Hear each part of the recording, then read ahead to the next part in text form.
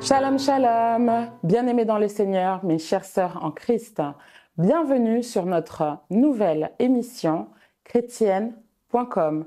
Je suis votre sœur Pierrette Lunguma.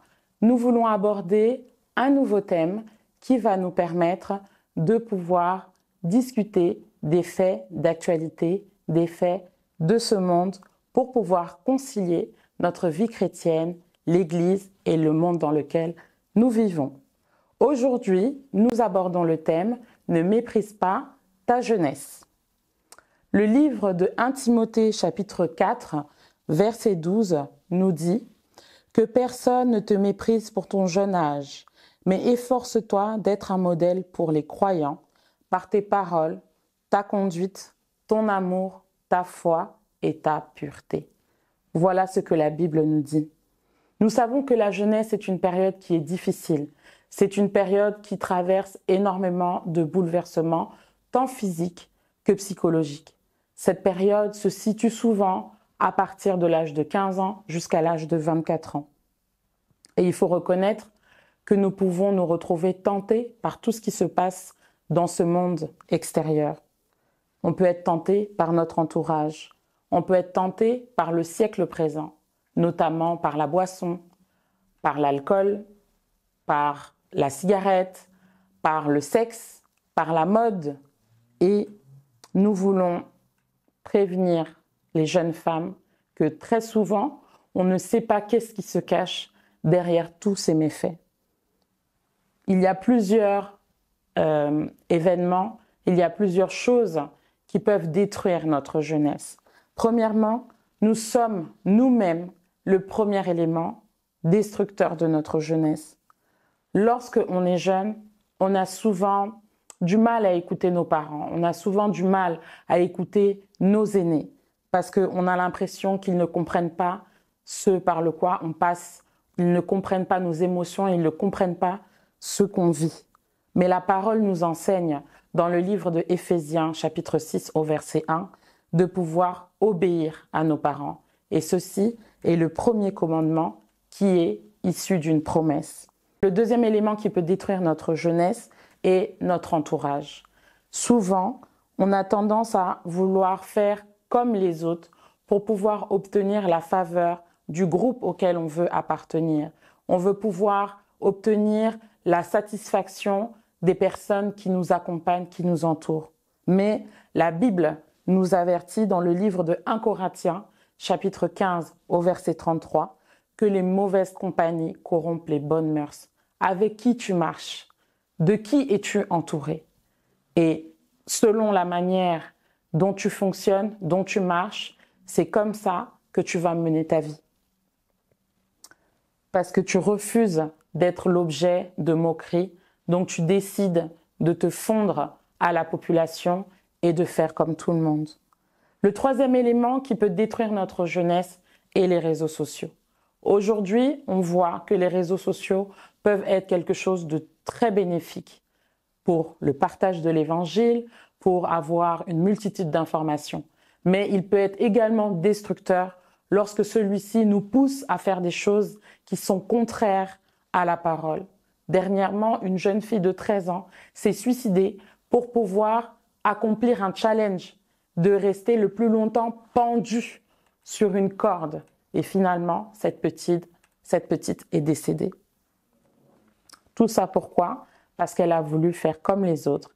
Elle a voulu se conformer à ce siècle. Mais la Bible nous dit, dans le livre de Romains au chapitre 12, verset 2, que de ne pas nous conformer au siècle présent. Dieu est plus sage que nous. Dieu est plus intelligent. Il savait pourquoi est-ce qu'il nous donnait cette parole-là.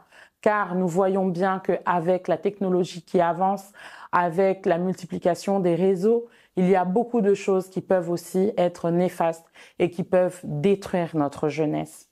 Il ne faut pas oublier que tout ce que l'on sème, l'homme le moissonnera. C'est-à-dire que tous les actes que tu as accomplis aujourd'hui en étant jeune, en pensant que tu as toute la vie devant toi pour pouvoir les rattraper, malheureusement, tu en paieras les conséquences. Pour nous fortifier, je vais vous donner 2 exemples de la Bible, de jeunes gens qui ont accompli l'œuvre de Dieu malgré leur jeune âge. Premièrement, on parle toujours de la reine Esther. Esther était une jeune femme qui a marché dans la droiture pendant toute sa jeunesse, ce qui lui a permis à la fin de pouvoir sauver son peuple en épousant le roi Assuérus. Pourquoi elle a obtenu cette faveur? Elle a obtenu cette faveur parce qu'elle a marché en conformité avec la parole de Dieu. Et Dieu lui a fait grâce en devenant l'épouse et à la fin en accomplissant la mission qui lui avait été donnée, celle de sauver son peuple. Le deuxième exemple que nous pouvons prendre est l'exemple phare de Joseph. Nous connaissons tous l'histoire de Joseph.